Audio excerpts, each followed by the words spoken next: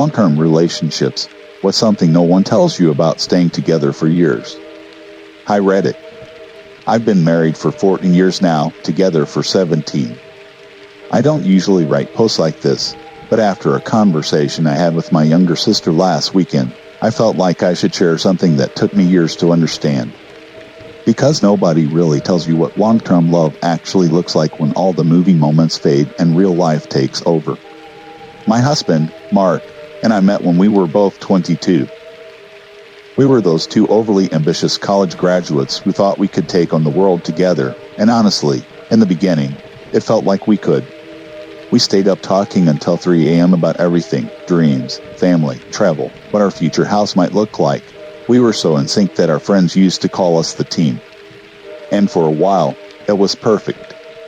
We got married 2 years later, moved into a small apartment with squeaky floors, and spent our evenings eating takeout on the couch and laughing about how grown up we felt. It was easy. It was light. It was fun. But nobody tells you what happens after the honeymoon phase. After year 3, when the newness starts to fade, you stop dressing up just to impress each other, and you realize that forever isn't a feeling, it's a choice you make, every single day. The little annoyances start to show up. You argue about dishes. You get irritated over how the towels are folded. You start to notice how differently you handle stress, or how your communication styles clash. There's this quiet shift from we're in love to we're building a life together. And that's the part no one warns you about, that love changes shape.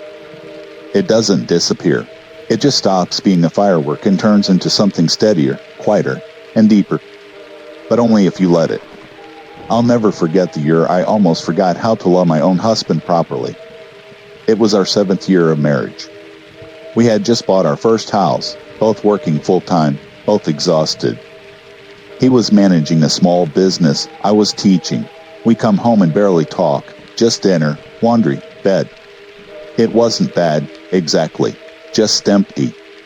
We had become roommates instead of partners. One night, we were sitting at the dinner table, eating in silence, and I remember looking at him and thinking, is this it? Is this how we'll be forever? No fighting, no passion, no spark, just existing side by side. I loved him, but I didn't feel it anymore. And I could tell he felt the same. That's when I learned the hardest truth about long-term relationships. You can lose each other without ever leaving. You can wake up next to someone every day and still drift miles apart if you stop being intentional. I wish someone had told me that love isn't something you fall into once, it's something you practice over and over, even when it's inconvenient. Especially when it's inconvenient. So, that year, I decided to do something small. I started packing his lunch again, not because he needed it, but because I wanted to remind myself to do something kind for him every day. He started making coffee before I woke up. No big gestures, just little things. And slowly, we started seeing each other again. One night, after months of small efforts, we sat on the back porch with a bottle of cheap wine and talked for hours, really talked, for the first time in forever. We ended up laughing until we cried. It wasn't magical or cinematic. It was just us, finding our way back. Now, 14 years in, here's what I've learned, the things nobody really tells you about staying together for years. 1. Love isn't 50/50, it's 100/100, but not always at the same time. Sometimes you'll carry more, sometimes they will. There were times I was struggling with anxiety and he held us together quietly. There were times he was burnt out and I became his anchor. It balances over time if you both stay committed to showing up, not perfectly, just honestly. 2. The spark doesn't die, it just needs to be rekindled intentionally. You won't always feel in love. That's normal. But the magic moments come back when you keep choosing each other. Go on small dates. Leave notes. Share a joke. You can't wait for the spark to appear. You build it back with time, patience, and effort. 3. Forgiveness isn't about being weak. It's about choosing peace. You will hurt each other, even if you don't mean to. It took me years to learn that holding on to resentment is like carrying a heavy bag you never need to.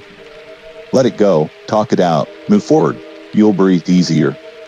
4. Respect is more important than romance. Romance is wonderful, but it can't survive without respect. The way you talk to each other during a fight matters more than who buys the flowers. If you can disagree without being cruel, you've already won half the battle. 5. You fall in love more than once with the same person. People change. Circumstances change. You'll both go through versions of yourselves, tired versions, scared versions, growing versions. And every time, you'll have to fall in love again with who they are now, not just who they used to be.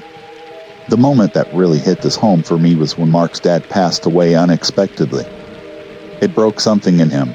He wasn't the same for a while, quieter, distant, withdrawn. I remember sitting on the couch one night, watching him stare blankly at the TV, and realizing I was looking at a new version of him, one carrying grief, uncertainty, and pain. And I had a choice. I could resent the change, or I could learn to love the person he was becoming. So, I did what love looks like in real life. I stayed. I listened.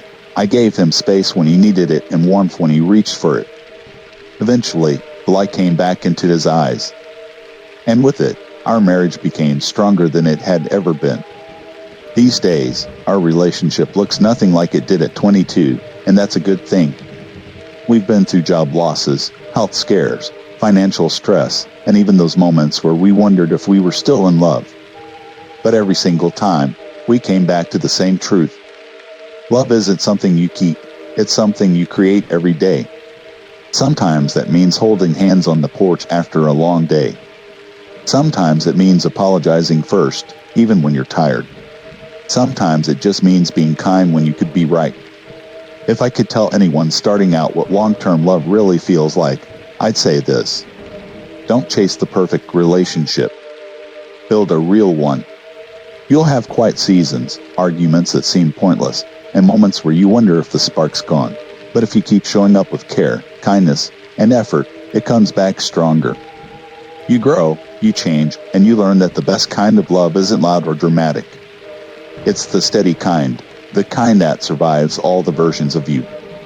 Last week, my sister, she's newly married, asked me, "How do you make it last?" I told her the truth. You don't make it last. You keep making it every day.